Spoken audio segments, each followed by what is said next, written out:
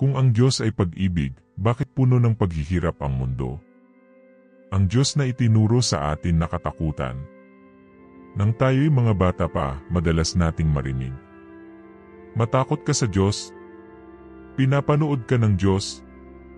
Huwag mo siyang galitin, baka ikaw ay sunugin sa impyerno. Ipinakilala sa atin ang Diyos na makapangyarihan pero nakakatakot. Banal pero malayo. Isang Diyos ng batas. Isang Diyos ng puot. Sinabi sa atin na tayo'y nilikha niya, ngunit tila ba galit na agad siya sa atin. Na tayo ay isinilang na makasalanan. Marumi. May sala.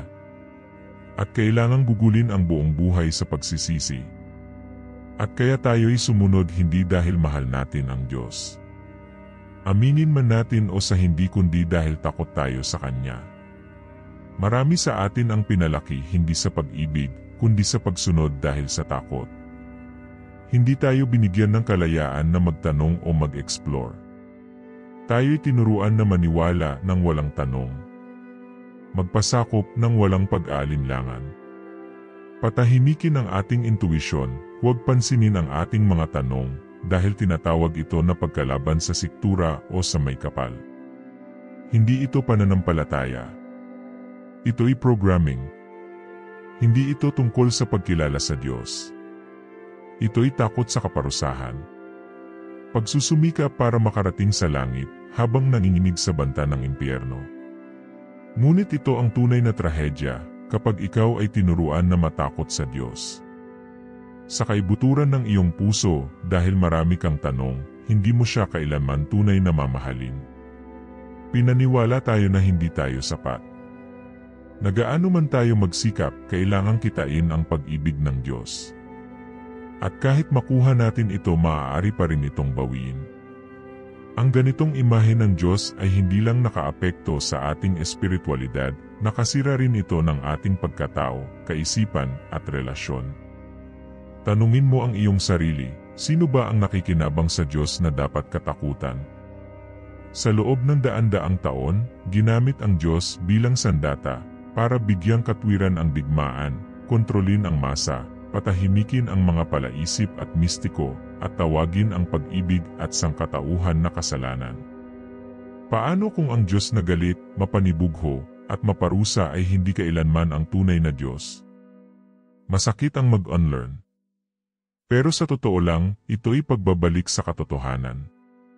Dahil sa kaibuturan ng ating kaluluwa, alam natin, ang tunay na pag-ibig ay hindi maaaring sabayan ng takot. At ang tunay na may kapal ay hindi kailanman matutuwa sa paghihirap ng tao. Ang ilusyong pagkakahiwalay. Sinabi sa atin na ang Diyos ay nasa langit. Nanonood. Humahatol. Malayo. Hiwalay. Kaya kapag dumating ang pagdurusa, tinatanong natin, nasaan ang Diyos? Ang tanong na iyan ay galing sa pinakamalaking ilusyon na pinaniwalaan ng sangkatauhan na tayo ay hiwalay sa Diyos. Ang ilusyon na ito ang ugat ng ating sakit. Pinaparamdam nitong tayo'y iniwan. Pinaniwala tayong kailangan muna nating kitain ang pag-ibig, patunayan ang sarili, at magmakaawa.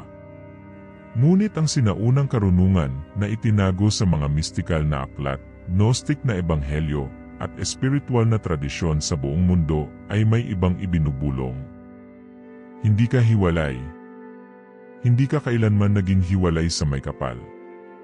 Ang tunay na likas ng Diyos ay hindi isang matandang lalaki sa ulap. Ito ay presensya, dalisay na kamalayan. Siya ang pinagmulan ng lahat ng buhay, kasama na ang iyo. Ang Diyos ay ang hininga sa iyong baga. Ang apoy sa iyong dibdib.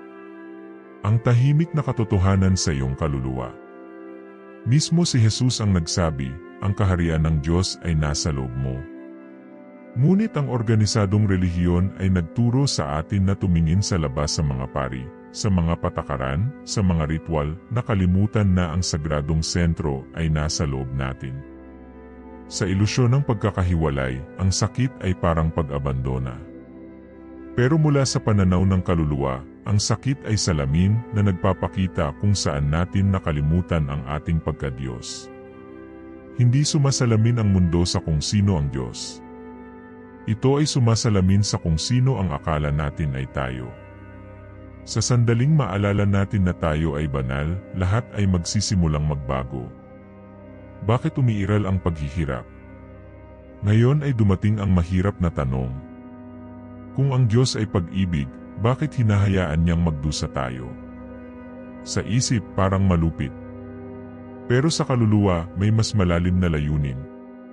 Ang mundong ito ay mundo ng pagkakaiba, ng dualidad, ng anino at liwanag. Tayo'y narito para makaranas ng iba't ibang aral at para lumago. Ang mundo ay hindi kaparusahan. Isa itong paaralan.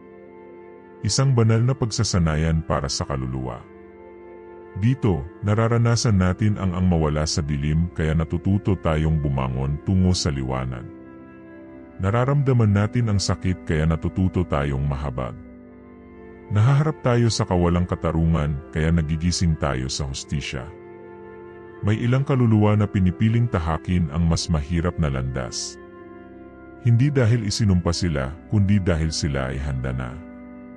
Hindi lahat ng pagdurusa ay pinipili natin bago tayo nakarating dito sa mundo dahil hindi lahat ng pagdurusa ay makatarungan.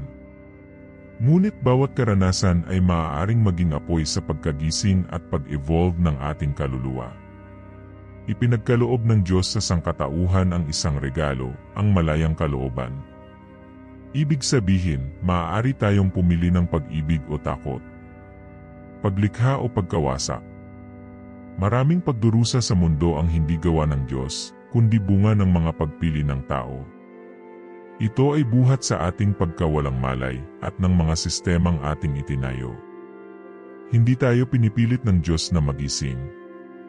Siya ay matiising naghihintay sa loob natin hanggang tayo'y maging handa. Iyan ang pag-ibig, hindi kontrol kundi kalayaan. Papel ng kaluluwa sa paghihirap. Madalas nating itinatanong, bakit hinahayaan ng Diyos na magdusa ako kung siya ay pag-ibig? Ngunit marahil ang tunay na tanong ay, ano ang nais gisingin ng aking kaluluwa sa pamamagitan ng paghihirap na ito?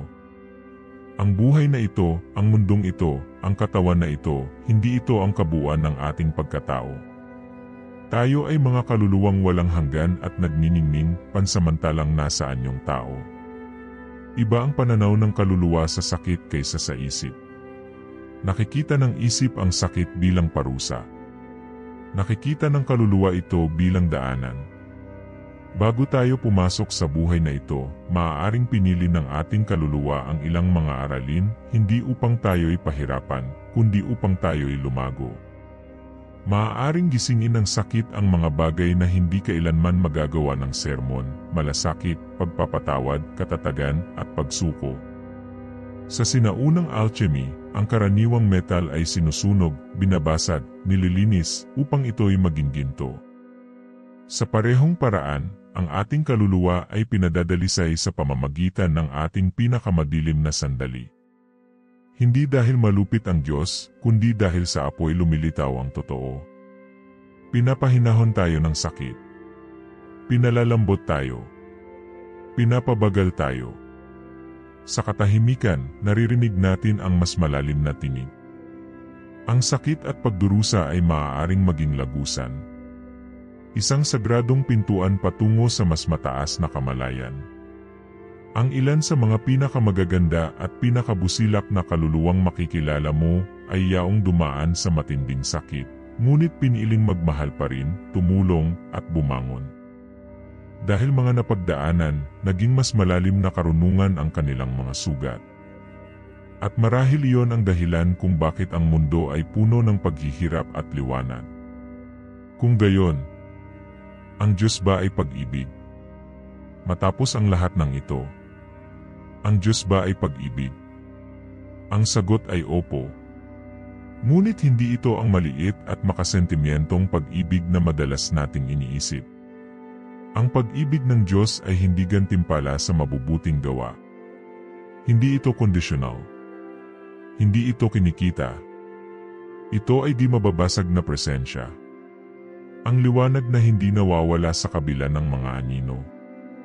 Ang yakap na hindi umaalis kahit tayo'y tumalikod dito. Ang pag-ibig ng Diyos ay hindi laging banayad. Minsan ito'y dumarating sa anyo ng pagkawala, pagtatapos, o paggising na bumabasag at nakapagpahina sa ating paniniwala. Ito ay pag-ibig na sinusunog ang mga ilusyon. Pag-ibig na nagsasabing, ikaw ay higit pa sa sakit na ito. Ikaw ay banal. Gumising ka. Kapag tayo'y nagising sa pag-ibig na ito, hindi na tayo tumitingala lang para hanapin ang Diyos. Tayo mismo ang nagiging kamay, tinig at pintig ng banal. Bawat kilos ng kabutihan ay nagiging sagrado. Bawat sugat ay nagiging karunungan. Bawat buhay ay nagiging sisidlan ng pag-ibig. Kaya marahil ang tunay na tanong ay hindi, kung ang Diyos ay pag-ibig, bakit nagdurusa ang mundo? Kundi, tayo ba ay magiging pag-ibig na magpapagaling sa mundo? Hindi na kailangan ng mundo ng mas maraming takot. Kailangan nito ng mga pusong gising. Kailangan nito ng mga taong handang i-unlearn ang relihiyong puno ng takot at muling tuklasin ang sagradong katotohanan sa loob nila. Hindi mo kailangang malaman ang lahat ng sagot. Magsimula ka lang sa isang tanong, ano ang hinihingi ng pag-ibig mula sa akin ngayon? Kung tumama sa puso mo ang mensaheng ito, ibahagi mo ito sa iba na nangangailangan.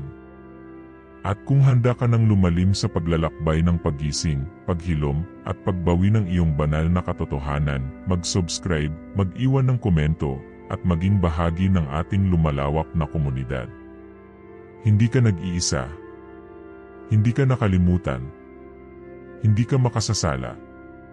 Ikaw ay minamahal. Ikaw ay banal. Ikaw ay nagigising. At higit kailanman, kailangan ngayon ng mundo ang iyong liwanag.